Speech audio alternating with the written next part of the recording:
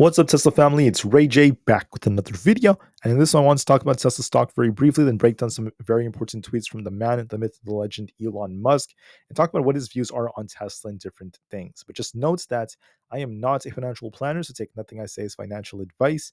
And also, if you guys can, please smash the like button. It not only benefits me, it benefits the entire Tesla community as a whole. Anyways, for Tesla, the share price is looking very bullish in terms of its structure approaching October, approaching the Robotaxi event. I do believe there's going to be a big rally coming.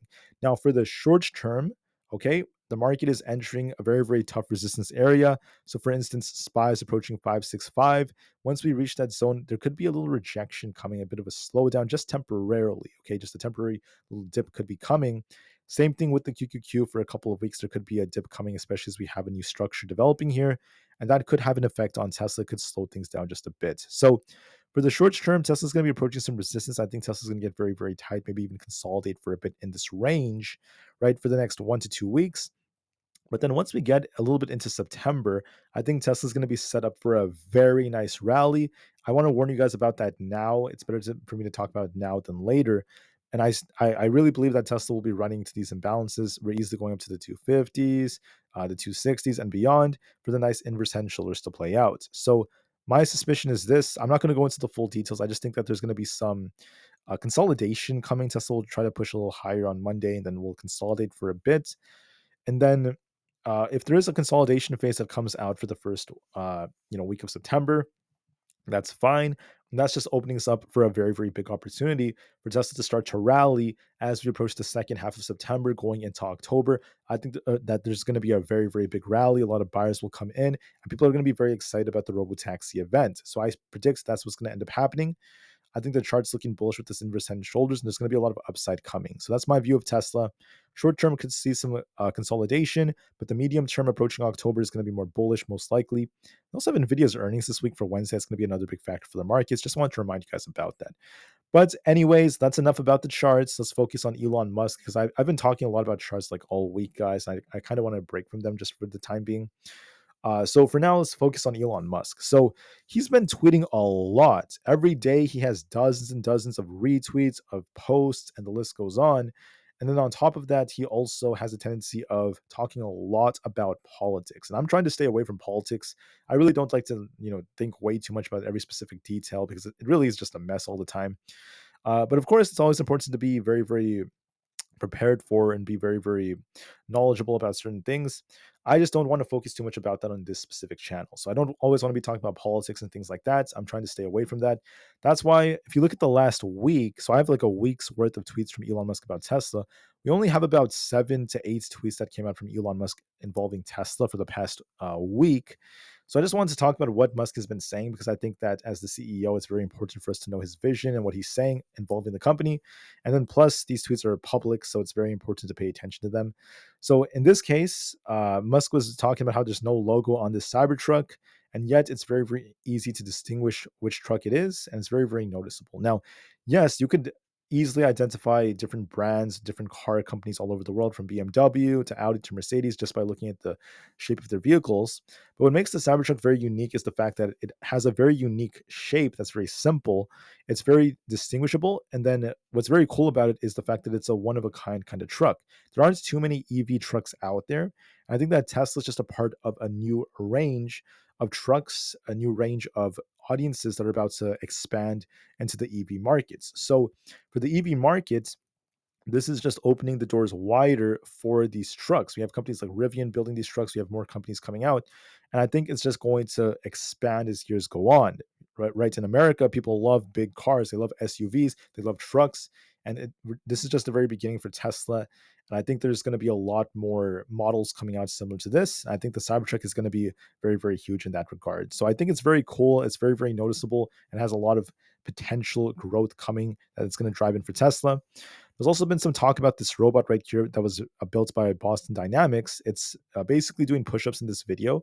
It does not have hands, but it's still very functional in my opinion. I think the same thing is going to happen to Tesla. Tesla will eventually have robots like these.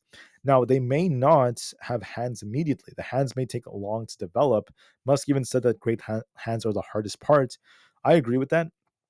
But I do believe Tesla will get there. I do believe these different companies will get there. I think that this is going to be massive for the future as well. So this is a very, very bullish catalyst that Musk is constantly talking about. You can see his commitment, the dedication that Tesla's team is putting to this, especially as they're hiring employees to pay them about like I read like 25 to about 48 an hour, somewhere between that range, just to help test them out, help to be the people that wear sensors and such that could be used for the robots. It's very, very cool stuff.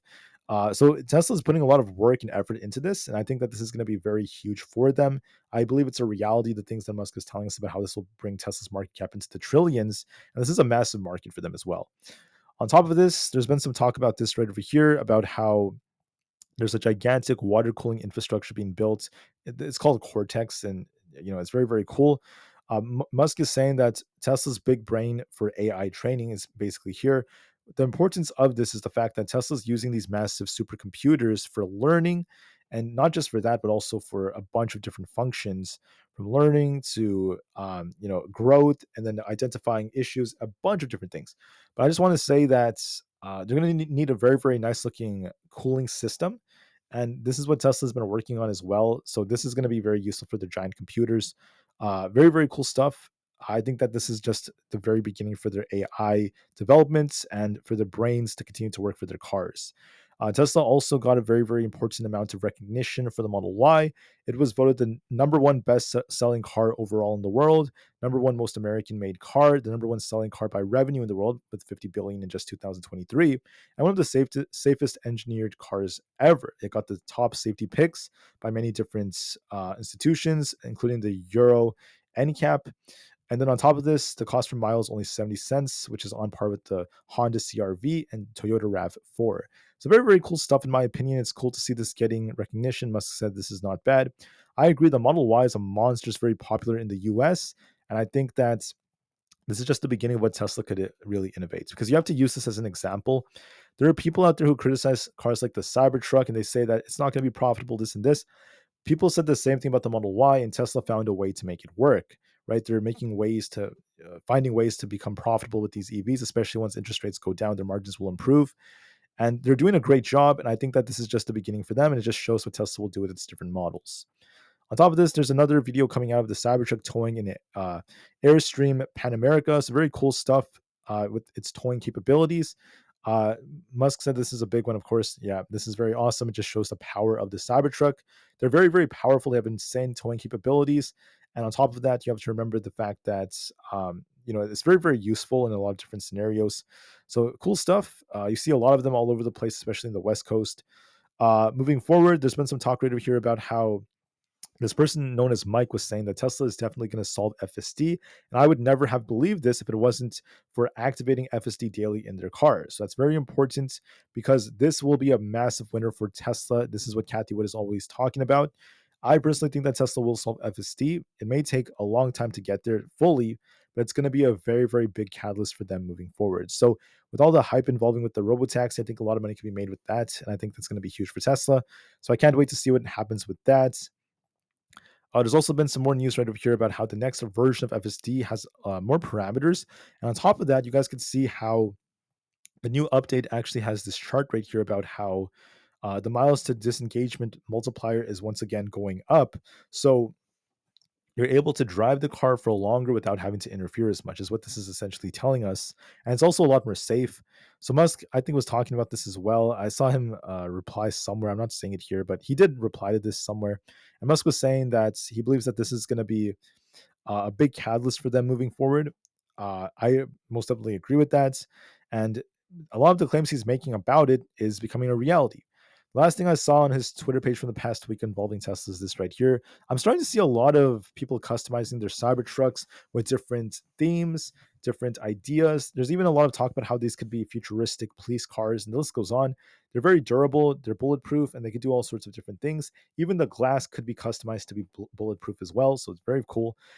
In Texas, people have this theme for the Cybertruck. Musk even mentioned that he thinks that this is very cool. And I'm seeing things like this all over the place. People have different versions, different variants of their Cybertrucks. I think it's very cool that people are giving it attention. And this is one of the number one selling cars in America that are over $100,000. So cool stuff for Tesla. It really shows how much brand loyalty there is. And I'm very, very excited for what the future holds. So For Tesla, I do wish that Musk would talk more about Tesla, maybe maybe less about politics. But it is what it is. He has the right to say whatever he wants, and I respect that. As the CEO of Tesla, there is a cost of his decisions. There's good and bad costs. Just know that there's a trade-off of having him as CEO, and in my opinion, I think the good still outweighs the bad with the way he's able to lead the company, meet goals, meet deadlines, or at least aim to do so, and form a very, very good team that's putting a lot of work together. So, yes, I mean, with Musk, being very political, there's obviously going to be a lot of hate, a lot of tensions that come out. It happens, guys. It is what it is. But there's a big but.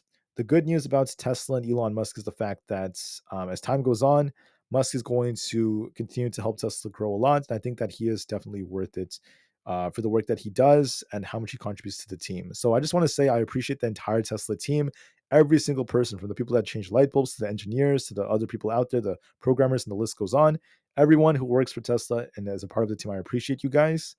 I really hope for the best for this company. I see a lot of growth potential. I think that for the short term, there could be a consolidation phase looking at how the market's looking. But for the medium term approaching October, there's going to be a big rally coming with the inverse head and shoulders. I will make another video about that to talk about why I'm still very bullish for next month and a half, at least approaching October. And I can't wait to see what the future holds approaching the Robotaxi event. So Tesla's in good hands. The future is very bright, and Musk is very engaged when it comes to Tesla. He still does tweet quite a bit about it. I do wish he would tweet more, but it is what it is. So I just want to thank you all so much for listening. Please enjoy the rest of your Saturday. I'll be back tomorrow to do a more meticulous update on NVIDIA, AMD, and all of the others. Until then, enjoy your weekend, and I'll see you guys very soon tomorrow. Thank you for listening, and peace out.